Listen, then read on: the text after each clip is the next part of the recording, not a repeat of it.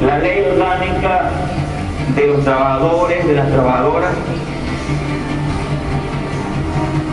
la ley orgánica de educación promulgada en agosto de 2009, con 49 artículos, y una serie de leyes y reglamentos donde se fundamenta la educación como un sistema.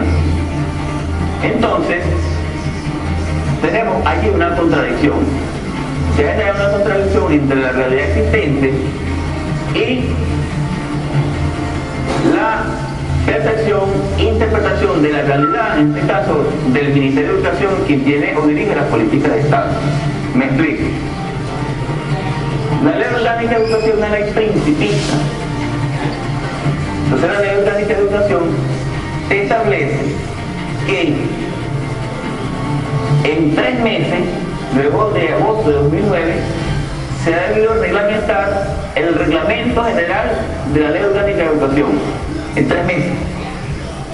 Y en 1 año, las leyes especiales que van a regir la materia educativa en el subsistema de educación básica, educación universitaria, entre otros. Entonces, ni existe el reglamento, ni existen esas leyes especiales. Es decir, hay allí un vacío legal. Sin embargo, tenemos un reglamento general y un reglamento de ejercicio de la profesión docente desde agosto de 1981. Donde la Ley Orgánica de Educación establece que todo lo que esté en ese reglamento y en ese reglamento de ejercicio de profesión docente que no contradiga la LOE de 2009 es válido. Entonces allí se genera una contradicción entre el docente de a pie que dice, me están violando mis derechos, y el Estado docente, en este caso la zona educativa de Estado Lara, que dice, esos son tus deberes, te están violando el derecho y te voy a sancionar. Entonces existe allí un forcejeo donde la zona educativa y el Estado como tal, según mi humilde apreciación, y casi la mayoría de un colectivo que se ve prácticamente atropellado, manifiestan que están violando los derechos de los docentes, en el sentido del ingreso, el ascenso, la promoción e inclusive el egreso de nosotros en nuestra condición de docentes ordinarios para poder jubilarnos.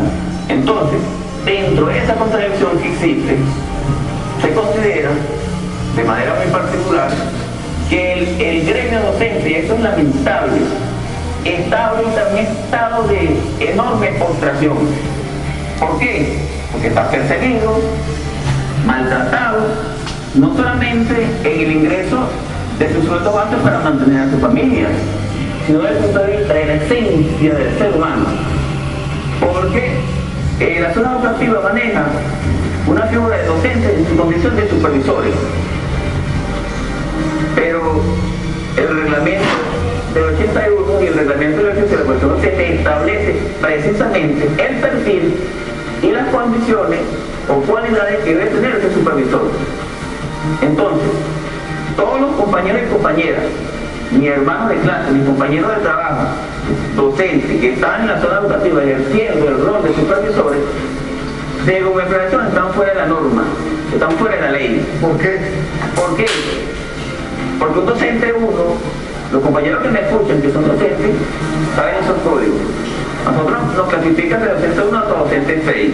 Eso depende de las variables tiempo de servicio y de los estudios que uno va ejecutando en función de la formación permanente del docente. Entonces, un docente 2, e inclusive un docente interino contratado, no puede ser supervisor. ¿Y hay esos casos? Claro, por supuesto. Entonces, existen docentes... ¿Esos casos se dan por qué? Porque tú eres pana, porque hay palanca, porque métete ahí, porque siguen habiendo todos esos vicios. Ahí puede haber esa variable, pero yo utilizo otra categoría. Es una manera irresponsable de gerenciar o dirigir, porque una cosa es la gerencia, pero en un proceso revolucionario no podemos hablar de gerencia, tenemos que hablar de dirigir procesos orgánicos, sistemáticos. Entonces se requiere de mucha moralidad, mucha ética, sobre todo de mucha responsabilidad. Si existe una norma establecida en el reglamento del ejercicio de la profesión docente, yo tengo que cumplir con la norma. Ahora, hay ética y hay moralidad cuando uno ve cosas como una toma en la zona educativa que duró meses y nadie da respuesta. Cuando uno ve cosas como esta, Andrés, y si estás ahí, vamos a rodar la información número 10, docentes jubilados, que hay una cantidad esperando que le paguen las prestaciones sociales. ¿Qué pasó con la plática de esa gente después de haber dado 30, 25 años de servicio y echándole un camión de la que ustedes saben para formar a las generaciones futuras? Entonces tenemos un ministro como Héctor Rodríguez que a lo mejor estuvo en una aula de clase con alguno de esos docentes y ahorita no se sabe dónde están las prestaciones sociales. Vamos a rodar la información número 10, Andrés, por favor.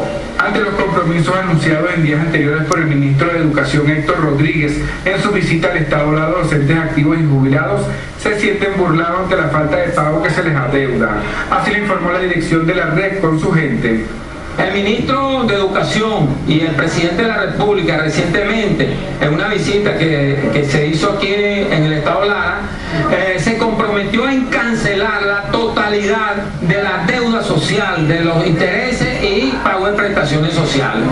Hasta la fecha de hoy, ese compromiso, ese pago no se ha producido. Hay 85.000 docentes a nivel nacional que están esperando de ese pago y solamente se le ha cancelado aproximadamente el 10%.